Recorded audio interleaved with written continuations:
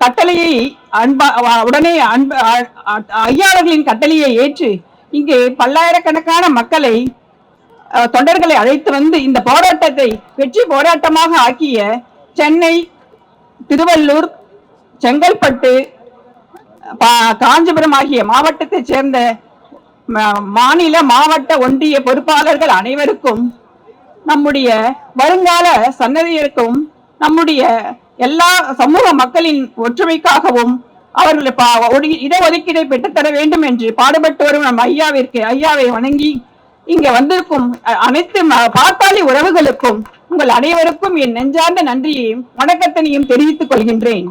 நம் ஐயா அவர்கள் தொடர்ந்து வன்னிய சமூகத்துக்கு உரிமையான இடஒதுக்கீட்டை பெற்றாக வேண்டும் என்ற எண்ணத்தில் தொடர்ந்து போராடி பல போராட்டங்களையும் பல வெற்றி போராட்டங்களையும் நடத்தி 10.5% இடஒதுக்கீடை பெற்று தந்தார். ஆனால் அந்த தனி இடஒதுக்கீடு நமக்கு சில நயவஞ்சகர்களால் நம்மை முடக்கி போட்டுள்ளது. மீண்டும் வன்னியர்களுக்குரிய 10.5% ஒதுக்கீட்டை சட்ட ரீதியில் அளித்திட மீண்டும் மருத்துவர் ஐயா அவர்கள் இந்த போராட்டத்தின் மூலம் தமிழக அரசுக்கு வலியுறுத்த இந்த கவன ஈர்ப்பு ஆர்ப்பாட்டம் நமக்கு அறிவித்துள்ளார்கள்.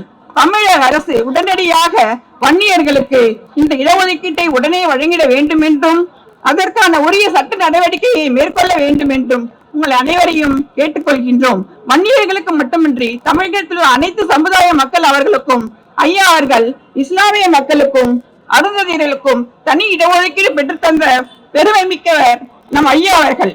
தமிழகத்தில் உள்ள சமூக மக்களின் எண்ணிக்கைக்கு தகுந்தாற்போல் இடஒதுக்கீடு கிடைக்க வேண்டும் என்பதற்காகத்தான் சாதிவாரி இடஒதுக்கீட்டை அமல்படுத்த வேண்டும் என்று பல ஆண்டு காலமாக நம் ஐயா அவர்கள் போராடி வருகின்றார்.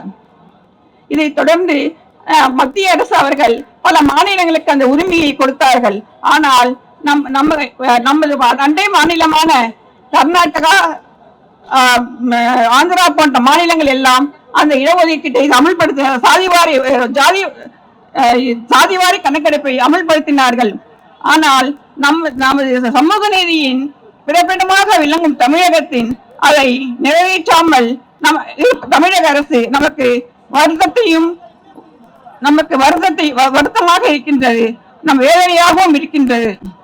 தன் வாழ்நாள் முழுவதும் தன் சமூக மக்களின் நலனுக்காக மட்டுமே செலவிட்டு அவரோடு உடனிருக்க வேண்டியது நம்முடைய ஒவ்வொருவரின் கடமையாகும். ஐயா என்று ஒருவர் இல்லை என்றால் நாம் எல்லாம் யாருமே இல்லை.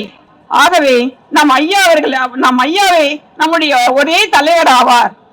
மாறாக நான் தான் தலைவர், நான் தான் தலைவி என்று கூறிக்கொண்டு 100 நாட்கள் சொகுச பயணம் புறப்படுவர்கள் மத்தியில் அரை நூற்றாண்டாக ஐயா அவர்கள் கிராமங்கள் தோறும் நடந்தேன் இயக்கத்தை கட்டி காத்து ஐயாவை மறந்துவிட்டு கட்சியை பிளவுபடுத்தி வருகிறார்கள். இவற்றையெல்லாம் முறியடிக்க ஐயாவின் கரத்தை வலுப்படுத்துவோ வேண்டும்.